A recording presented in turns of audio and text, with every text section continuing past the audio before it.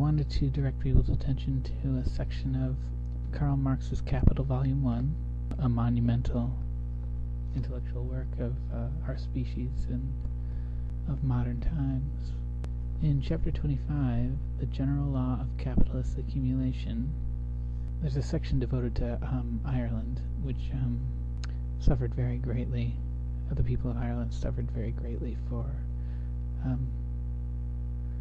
since the beginning of British rule, but which I believe was formalized totally in 17th century, though certainly before that there were a lot of problems for a very long time with English.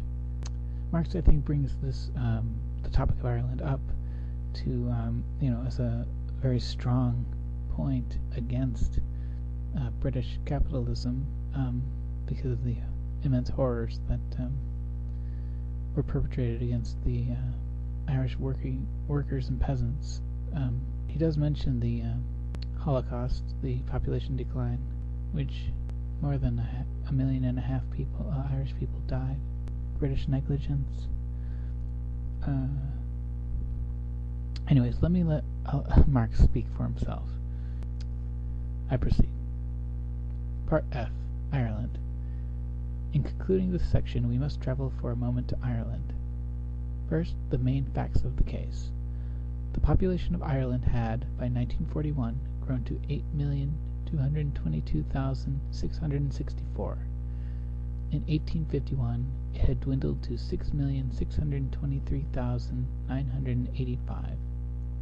In 1861, to 5,850,309, and in 1866 to 5.5 million.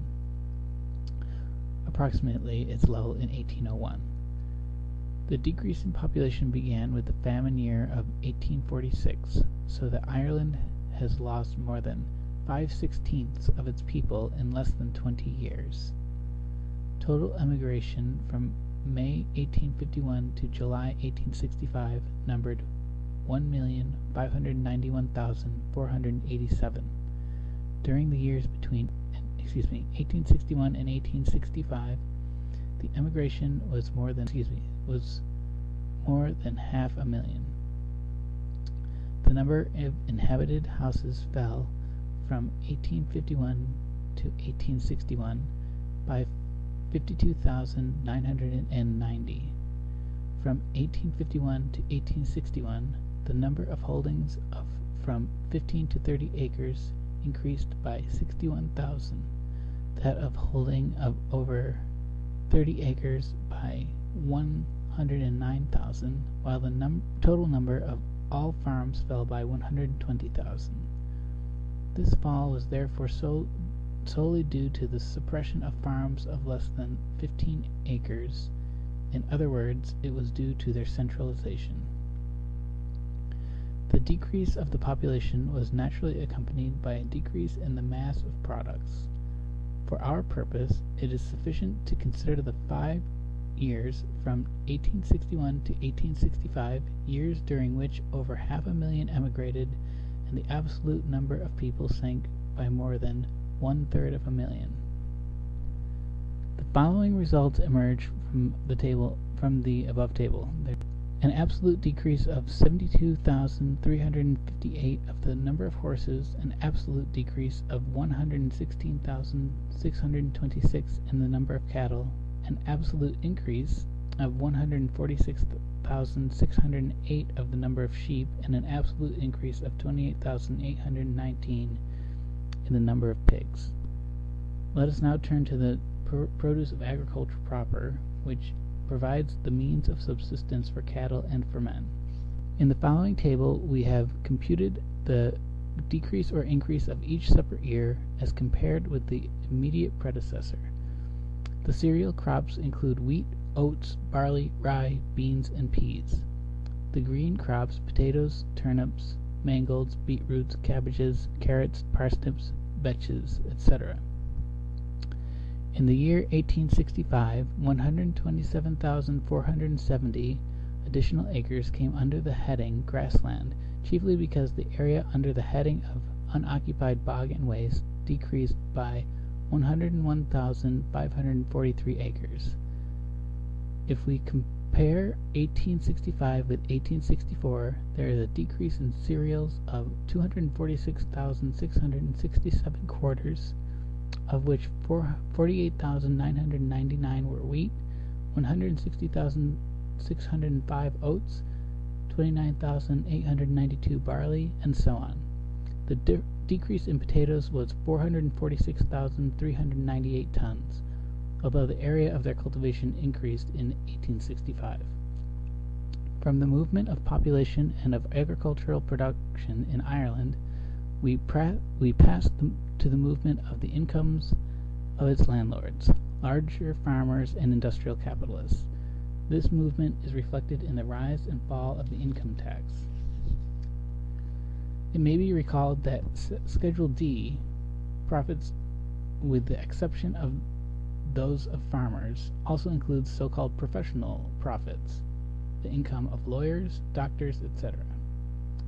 And Schedule C and E, in which no details are given, include the incomes of civil servants, officers, state sinecurists, creditors of the state, etc.